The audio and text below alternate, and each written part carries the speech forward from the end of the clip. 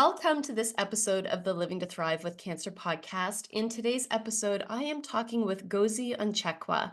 Ngozi is the recent survivor of a rare and deadly disease, rhabdomyosarcoma, and who within the year of remission went on to win the Mrs. Exceptional Lady Universe crown at the 2023 Mrs. Universe pageant in Miami.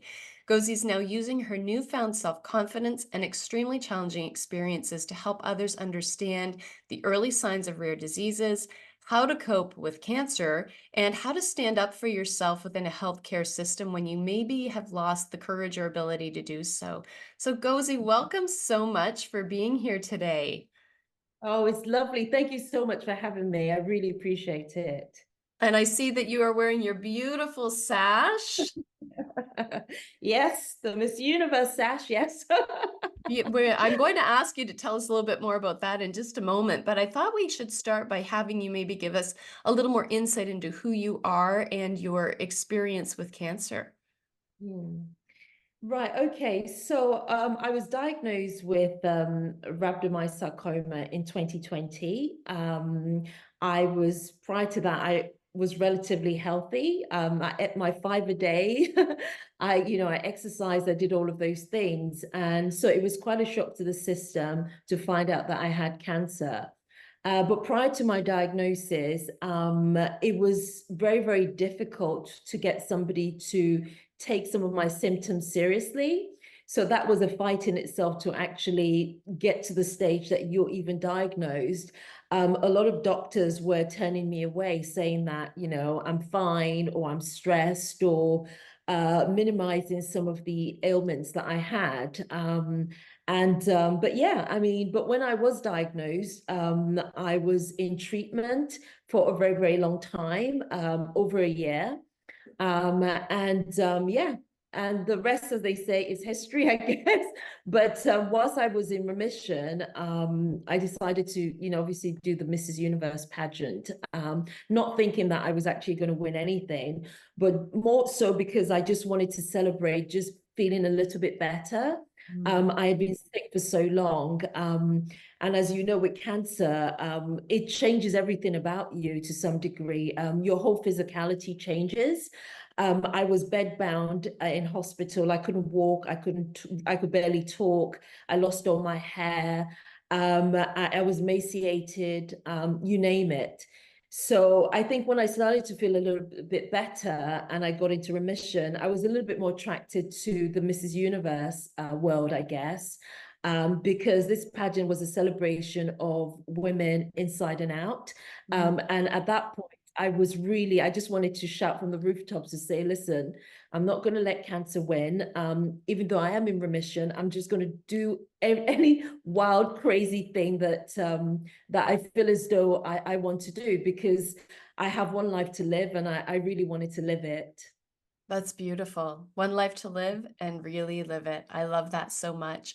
It's interesting. You and I have a couple of things in common, and one is that having to self-advocate for a diagnosis. I was in the same position where they were just like, no, that's, whatever, it's something else.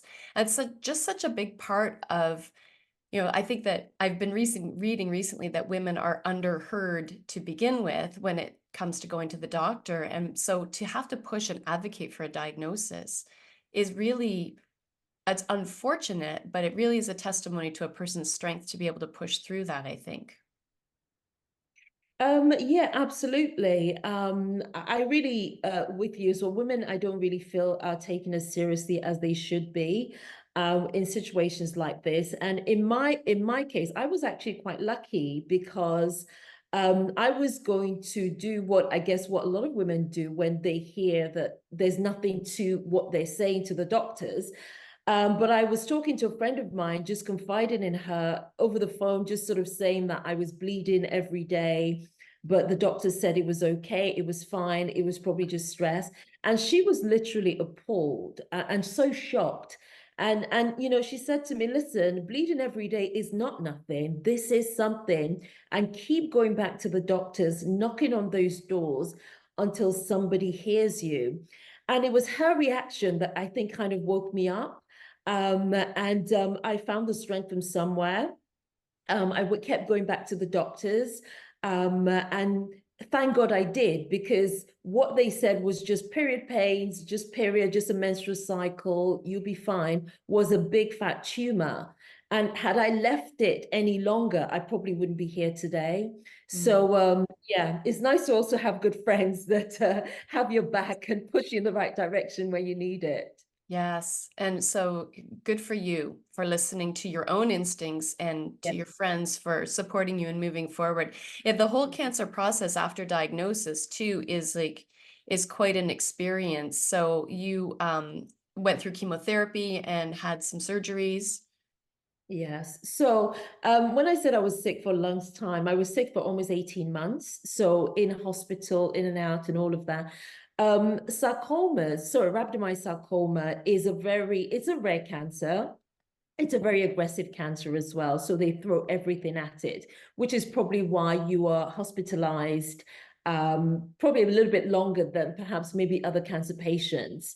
But yeah, I was in and out of hospital, and I had chemotherapy, extensive chemotherapy. I had operations, and then after my main operation, I had to go back and have more chemotherapy as well.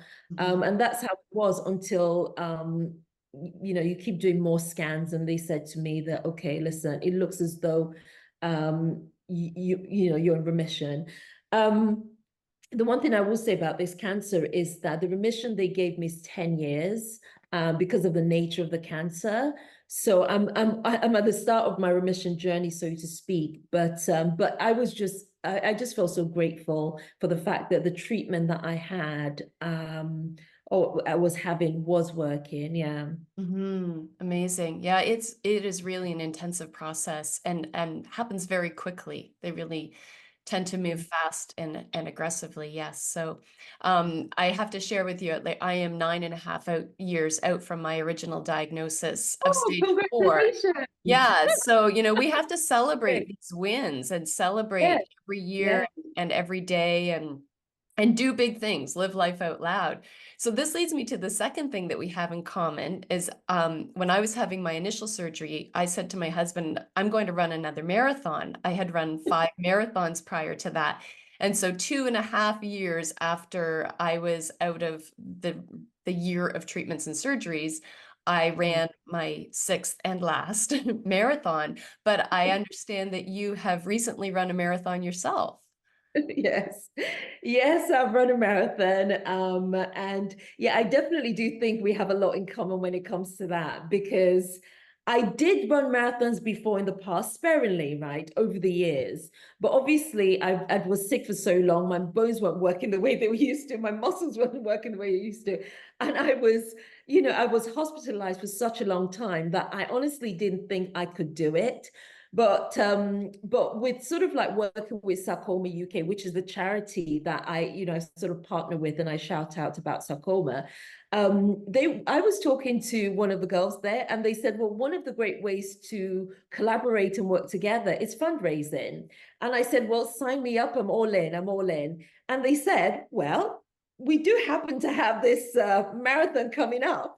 And I said, Mara, what? I thought I was going to have to bake cookies or something, right? Or something along those lines. But I said a marathon, I'm like, a what? But then I said to myself, well, Gozi, you did say you were going to come out fearless and going to go for everything. And so I committed to it. And I literally went from just running from my house to the end of the road, which was less than 1 kilometer, feeling as though that I was so tired and knackered and I couldn't even take a breath, to running 22 a half marathons as a practice, right? So it took me about 6 7 months to get to that stage. um and like you, when I did it, I said, I don't think I'm ever going to do this again. Yeah. It was so So hard, it was so difficult, but I was very proud, obviously, that I was able to fundraise for the charity. So that was the good thing that kept me going. uh, Even when I was, so I kept hitting so many different walls when I was running, but I did it, so that was good.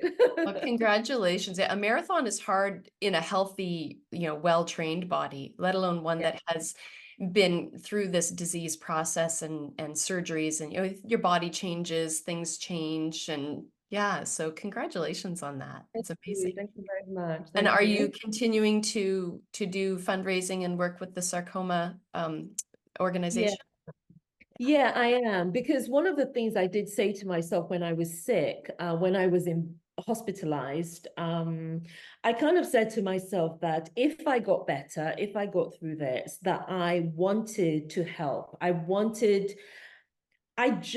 mean, I didn't know how I was going to do it. I just wanted people to, um, I just wanted people to know what I didn't know. Mm, As somebody who was just so naive about the world of being sick, because I always feel as though the world of sickness, in a sense, coexists alongside the world of being well. So they're side by side.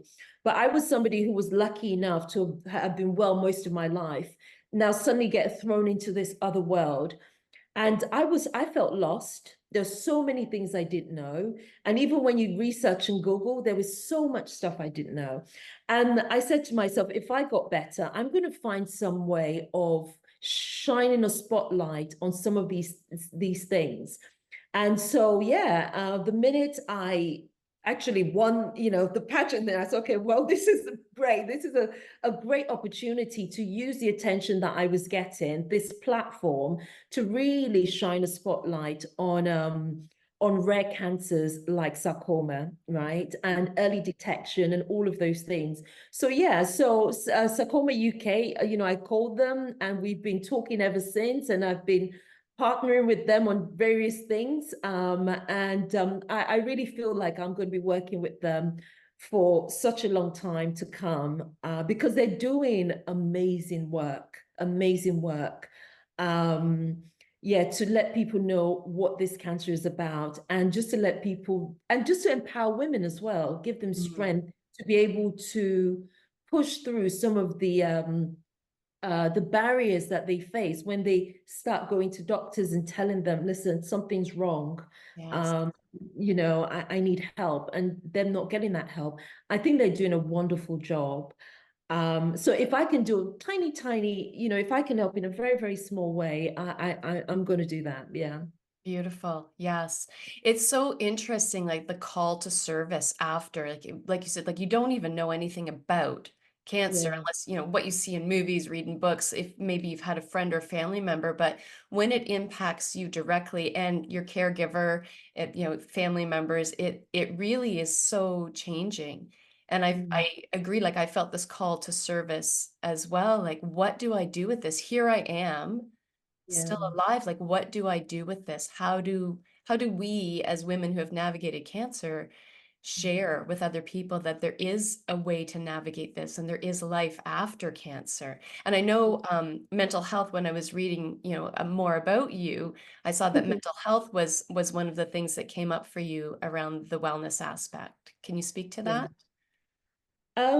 Yes. I think that it's very interesting because when I was sick, I didn't realize how badly my mental health was being affected. I didn't even know that some of the things that I was feeling was because I was having mental health issues because of the trauma of what I was going through. I mean, the focus I feel as though that the doctors have, which quite rightly so, is that they've got to treat you, right? They've got to get rid of the bad cells, they've got to get rid of the cancer cells, and they've got to treat you. And that's their focus. And so that's your focus on that. But then I couldn't explain why I was feeling certain things, right? For instance, just literally seeing the walls in the hospital rooms that I was in, just closing in on me, the depression, the anxiety, the fears, the sort of overreactions or underreactions to Mhm. certain things, and just this real traumatic experience that was happening all in my head. I didn't know you had to share that with people, because I'm the type of person, I don't really like complaining about things. I just get on with it. I was just grateful that there were people that had realized that, okay, you are sick, they're trying to help you. And I didn't want to give them anything else other than that. And it was really, really a frightening experience because alongside the physical ailments that you had, there's the mental, and just really trying to navigate that and understanding that if your mental health isn't right, it does affect your physical health, right? And this was something I had to learn and I had to navigate. It wasn't easy. And I feel as though even when you're in remission, it's still not easy. There are other things that you have to deal with. One of the other things that is quite debilitating sometimes is obviously the fear of the return Mhm. um, that you have to navigate. But yeah, mental health is a big part, and I really wanted to also use the platform that I had to really shine a spotlight on that as well, because a lot of the emphasis I feel is obviously on the physical and not on the mental. And I wish that we, patients had more opportunities to see therapists Yes. or really just, the nurses, when they're telling you all about your side effects that could happen because you're going through chemo. I wish they would also be proactive and say, well, also there's this other thing that could happen as well. And if that does happen, if you feel as though your mind is playing games with you, or your mental wellness isn't what it should be, talk to us or let us know. Those conversations generally don't happen because they don't tell you that. And I'm just hoping that that changes. Yeah, that is a really important message because there is such a psychological impact to this. And admittedly, like 9.5 years later, I call them sneaky thoughts. Like I still have sneaky Yeah. thoughts come in. And if you aren't aware of what those thoughts and Yeah. feelings are, how do you manage them? Yeah. Exactly. Absolutely. I mean, one of the couple of the things that I do is just positive affirmations, talking to therapists or amazing people like yourselves, right? Who have either been through it or really experienced and can give you guidance and advice. Um, and or for people who may not have access to those people, just even just talking to a loved one, Mhm. somebody that you trust, just sharing some of the things that you feel about your mental wellness. And also the other thing that I know for a fact really helps is just exercise. I mean, I'm not telling everyone to go out and run a marathon. I'm not doing that, right? No, I'm not doing that. But even just going for a walk or Mhm. just walking around your house or doing something active and all of these things, you'd be surprised how much it does make a difference. And it just helps you navigate things. Yeah. Yeah, because it really is, it's a whole person experience. It is a body and a mind and a spirit experience. And this is what I've talked with before about this idea of rest and exercise. And there are more and more studies coming out showing that movement, even in treatment, has a positive impact on results. And to bring it back to the mental health piece, if you're Yeah. if you lock yourself in your home, and I get there are circumstances where people aren't able to, but even if you can just walk around your kitchen, if you have a hallway that you can walk up and down on, even if it's slowly and supported, any movement is good for your physical cell health, your muscle health, but it's also so good for your mental health. It's really like a whole body, whole human experience. And Mhm. oftentimes, I remember being told, like, you need to rest. Like, what are you doing? You need to rest. You need to be sitting. But I think that your message is right. Like, we don't need to go run marathons, but something is better than Yeah. not. Absolutely. I agree with you 100% on that. Yeah, I think it's a big part of the post-cancer process too, is understanding that um it takes time and it takes a decision, like what do I want to be doing? Who do I want to be now? And in your case and in my case, like what am I going to do with this? Yeah. Yeah, absolutely. Yeah, that's why. So for me, a couple of the things, obviously talking more about it and having interviews and just trying to give what my 2 cents is regards to it. But also I'm writing a book as well. Hopefully that's going to be available some point this year. Just navigating and just discussing what the day-to-dayness is you feel when you're going through something like this, and some of the tools that you can use to actually help.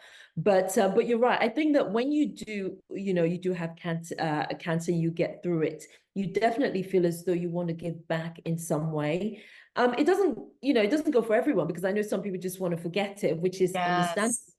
But I think maybe for people like yourself and both of us, we really do feel as though silence for me is not an option. Mm. Um, because there are people right now today getting the news that they have cancer and are just feeling lost and feeling a sense of hopelessness. And if just by something that I've said or written, it gives them some kind of knowledge or power to navigate what they're going through, then that works for me. Yeah. Yes, yeah, and that brings it back, like, it is such a different experience for everybody. There Yeah. really are the people that just go inside and wanna be quiet, and then there's us that are just all out there, like, shouting from the Yeah. rooftops. There is another way to live with cancer. There's another way to move beyond the cancer diagnosis, and after all of the medical stuff, I call it, is done, like, but again, yeah, it's different for everyone. So, Yeah. clearly you are shouting from the rooftops that this is something that is navigable and you Yeah. are doing good work with it. So, can you share a little bit more about your book? I'm writing a book also. I love that stories are being told and this opportunity to share on a more global reach what you have learned. Would you be willing to share a little bit? Yeah. I mean, with the book, it's really more sort of like diary extracts, because when I was sick, and I was sick, like I mentioned before, for such a long time, I would sort of like jot how I was feeling. When I was sick, I wasn't the best person to be around because I was miserable. Mhm. I Fair. just not. But I would write down some of the things that I was feeling, and then I sort of built on that. And it's really, again, it's talking about the mental health side of things, talking about not being diagnosed perhaps maybe early enough, how the feelings about that, talking about carers, the people, your care team, or the person who's caring for you, how they must be feeling about all of this. In my situation, I got cancer during a pandemic, so I didn't have access to my full support system that, like I would have perhaps if it wasn't COVID. I mean, I didn't have my mom and my siblings and everybody nipping into the hospital to come and see me. So it was virtual isolation and the loneliness that comes from that, and the weight of caring for me falling on my husband, and how he coped with that, and how other people are in that situation whereby they have to care for their loved ones. How do they navigate things? How do they get the strength to be able to do that? The thing to watch out for. So the book is a memoir, but it also it gives you the what's and all of what it's like to uh, be in the throes of cancer, and just fighting your way through it, fighting your way into the light. Mhm. Um, and yeah, I do hope that whoever reads it when it eventually comes out, that it's a guiding light for a lot of people, not just people who are maybe cancer patients or survivors, but their carers, their loved ones, Yes. or people that want to know more about how it feels like, what it really feels like to be going through something like this. Yeah. Yeah. Yeah, the caregivers is a whole other conversation of just what, our partners, our loved ones go through watching us go through these things and they have their own story at the same time, parallel Mm, but different. It's an interesting conversation. So what I'm yeah. hearing though is that you were a journaler, that you kept a diary of the whole thing. So is journaling something that continues to be part of your life? Is that something that you recommend for other people who are going through cancer? Yeah, I mean, journaling was brilliant because it just gives you an outlet. And it doesn't have to be, you don't always have to write anything that makes any kind of sense. But if you're somebody who perhaps maybe writing in the past has been something, a salvation for you, or something that you enjoy, then when you're going through something like chemotherapy, just writing down some of the things you feel makes you just either gives validation to some of the feelings that you have, or just makes you memorialize that, okay, this thing did actually happen, you know. And it was very good. It's actually very good for your mental health just to actually do that if you can. But yeah, definitely it's something that I carry on till today. I don't know if I have lots of books in me, to be honest. I never saw myself, to be honest, I really never saw myself as an author in any way, shape, or form. Um, yeah, I write, but as a marketing, expert, writing is part of what I do day to day. But anyway, I don't know if I have another book in me, but but with this, it's still, I mean, I still jot down little things that happen to me as we go along, because remission in itself is a chapter in itself, right? Mhm. Just going through the process of it, and it has its own sets of challenges, its ups and its downs. Obviously, as you know, with remission, you still have to go for your scans, your MRIs, your blood tests, so many other things you've got to do. You have to navigate where you look well, like people see you, you look well, but Mhm. not really feeling like 100% sometimes, right? And just having to navigate how people around you sort of cope with that as well. So yeah, the remission is very interesting. It's a very interesting experience. So I still write and journal things down. Oh, But I beautiful. don't know if I have another book. Let's put it like It's that. an onerous task writing a book. Yeah. It's a very emotional experience to recount events and to, retell a story that, we've spoken about mental health, that how many times do you want to relive this and how can you? And, maybe it gets easier each time you tell the story, but again, it's so different for every single person. Yeah, yeah, it's definitely an emotional experience. I mean, I know that when I gave the book to my husband to actually read, he couldn't get through. He was just so. I mean, some of the things he'd forgotten, right? Just reading it and seeing it on paper, he was just so upset actually. He goes, I think I can only ever read this once. So yeah, it's definitely an emotional experience. And but it's cathartic as well. So Mm. I felt good actually being able to write it down. And if it helps somebody, then that's all I ever wanted, really. Yeah. Beautiful. Well, I think it's amazing, first of all, that you are a Mrs. Universe and that you are writing a book and that you navigated cancer during COVID and all of these things that it just makes the whole picture of who you are and your resiliency and your determination. And, I think your message is so great in that it is more than just about surviving. It really is about thriving. And it looks like you are doing an exceptional job of thriving in your life. So I'm wondering if I have two more questions for you. One of them is we would love to follow you. I'm sure that the people who are listening to this podcast would love to know more about you. So where can the listeners of the Living to Thrive with Cancer podcast find you? Yeah, I mean, they can reach out to me. I've got an Instagram called Style in the City. And it's, sort of like fashion and lifestyle and all of that. And they can, if they have any questions or anything they want to know, they can DM me. I get loads and loads of DMs Mhm. from cancer patients and thrivers and all of that, just wanting some help and advice, and maybe sometimes just being pointed in the right direction. So ignore what my Instagram looks like, thinking it's fashion. DM me and I will get back to you because it's so important to me. And so if you need anything, just do that. And I'm always here. I'm always here. Yeah. Beautiful. Excellent. And they'll be able to go back to and listen to your words of wisdom in this episode when it comes up, and when people have the opportunity to access it. So, my last question for you is what does living to thrive mean to you? Oh, wow, wow. What does living to thrive?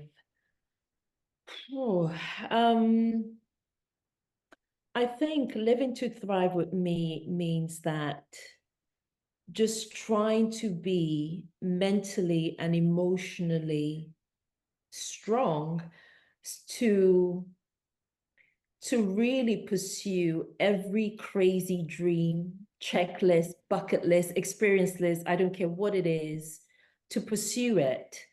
Because what I've realized, and even though people have always said this, and it sounds very cliche, life is short. Life is short. And when that starts to resonate, when you really start to understand and appreciate that and grasp that, then you don't allow superficial things, silly things, or just insecurities to actually hold you back, right? I feel as though living to thrive is really going after your dreams, and just trying your best to enjoy each and every day. I mean, for me, for instance, one of the things that one of the things I do is I laugh every day. It Mm, doesn't matter what it's about. I smile and I laugh every day. And if I've had a stressful day at work and there's nothing to smile and laugh about, I put comedy on and yes. I smile and laugh every day. I try my best because life is precious. It is a gift, and we owe it to ourselves, to enjoy it, Mm, experience it and enjoy it.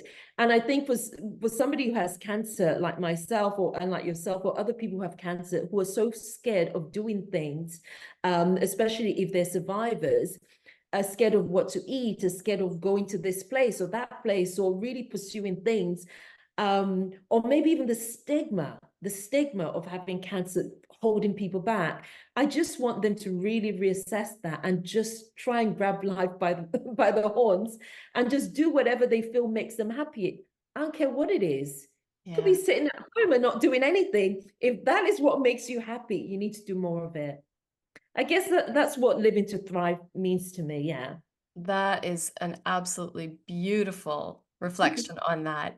That is wonderful. Lots of great things in there. Thank you so much for sharing that.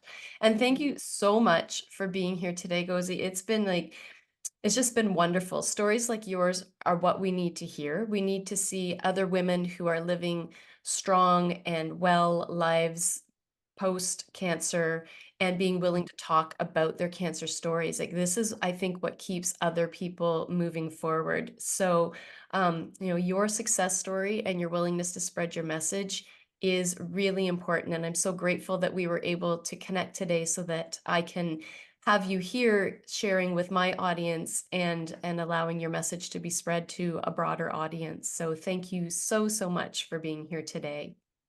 Thank you so much for having me, Catherine. I really appreciate it. Thank you. You are Thank very welcome. So today, Gozi's message has been about self-advocacy and rising above cancer. It's always, as I said, inspiring to hear other people's stories and about how you can survive cancer, but also how you can thrive with cancer. And if you've enjoyed this or other episodes, I would really appreciate it if you would leave a review wherever you're listening. And this helps me to reach other people who are looking for support and guidance and wanting to live a different way with cancer. So hit subscribe, make sure that you follow the podcast so that you can gather the tools and the strategies that you can bring into your life as a cancer thriver. Thank you all so much for being here today, and may you live your life to your fullest, follow your heart, and thrive in all you do.